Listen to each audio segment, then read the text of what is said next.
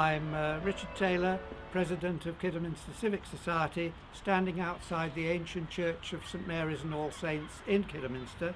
The church itself dates back to the 15th and 16th centuries, but the name Kidderminster dates back long before that. It goes back to the Domesday Book, and the puzzle locally is, where does the name Minster come from?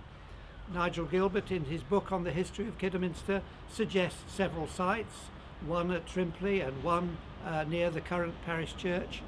And knowing the love and interest of all people in local history, we're going to try and find where that monastery Minster was, and the dig will start near the parish church in the hope of finding at least some remnants of the Minster there, so we can put to the name of Kidderminster the site of the original Minster. We're now going to meet the Reverend Canon Owen Bell, Vicar of Kidderminster for 16 years. Owen, good morning. Good morning, Richard. Now, I've got a real sense of excitement about this. Do you think that's general? What do you think about it? I personally am terrifically excited about it, and we had the public meeting the other week, and it was amazing how many people from all over the town came, and obviously something that's caught the imagination. Yeah, everybody's interested in local history, and to really put the meaning to the word Kidderminster is very exciting, I think. Well, I think so. I mean, my own hope, my secret hope, of course, is that they will find traces of kind of a 8th century Minster. That would be wonderful. I've also had a theory that perhaps this is where it would be found. But maybe it won't be found. Maybe we'll find instead a medieval chantry. Well, that would be quite exciting. Even to find a few medieval coins, that would be exciting. But I think we have to accept the possibility that it may be just a tumble-down Saxon's 18th century potting shed. That too is a possibility, but as I said at the meeting, that's archaeology, isn't it? And as it may well have been a wooden building, the remains may not be great. My ultimate hope is that there will be some timber remains and that they will be charred remains, confirming the theory of one of my 19th century predecessors that the Minster was destroyed by the Vikings. You know, they ravaged Wolverley and Ribsford, or maybe Kidderminster shared the same fate. That would be the icing on the cake for me. So this is very, very exciting, and we're really going to make history in Kidderminster. It's going to be wonderful. Yeah. Thank you. I'm with Nigel Gilbert. Nigel is the author of this very well presented book, A History of Kidderminster. This book has several pages at the beginning about the origins of the Minster, so Nigel is exactly the right person to talk to. Nigel, how long have you been looking into the history of the Minster? 2002 to 2004. And what makes you think it is more than a legend? What makes you think it really is fact? I think one of the reasons is the very name of the town, Kidderminster. Minster is a Saxon word which means a monastery or a large church, a large Saxon church. It's a Saxon word, and scholars have always thought that was proof really that there was either a monastery or a church here. And what would be the most exciting things that you think we could find in this dig? The most exciting things would be Saxon remains.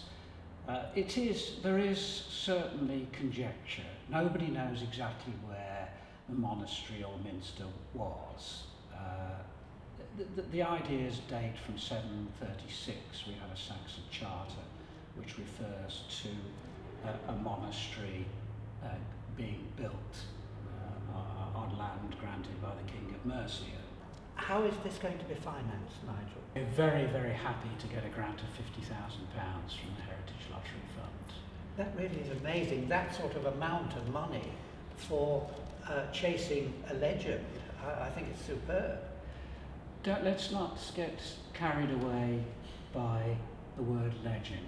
Right. We are fairly convinced that there was a monastery or a church in Kidderminster. There's a series of publications really dating from Nash's History of Worcestershire in 1782 and culminating in a splendid book on the Church in Anglo-Saxon Society by the Oxford professor John Blair, who states that the monastery or minster.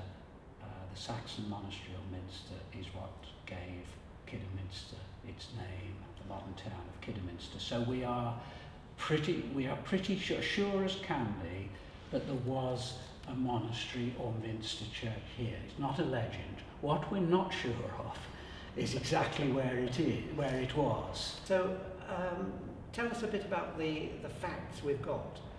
Well, I haven't mentioned yet that the radar survey, and in November 2006 they carried out the radar survey of the churchyard for us, and they discovered an area which showed evidence, strong evidence of structural remains. This is exactly the place where the dig will start, so it's more and more exciting to unearth any remains that there are. Yeah, and it's not a random dig. We've got an area 20 metres square. We know exactly where to dig, and it is very exciting. Thank you very much.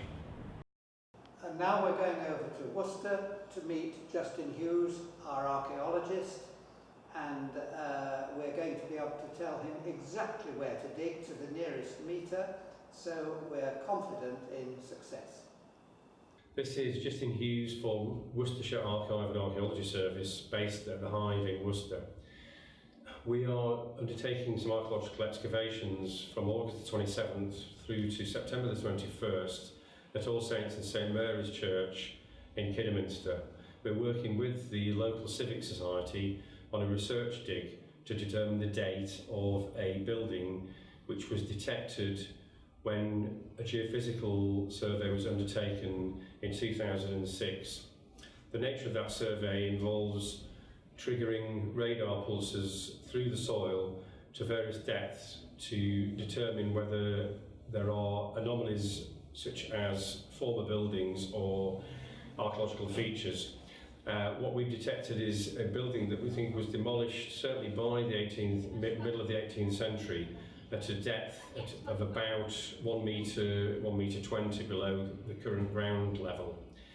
The building footprint is round about 15 metres wide and 15 metres long. And so the nature of the dig is to date that building and to work out what function it may have had, with a view to answering some of the questions that we've undertaken with documentary research, which imply that it may be the former site of either a minster or an important medieval church building associated with the existing church.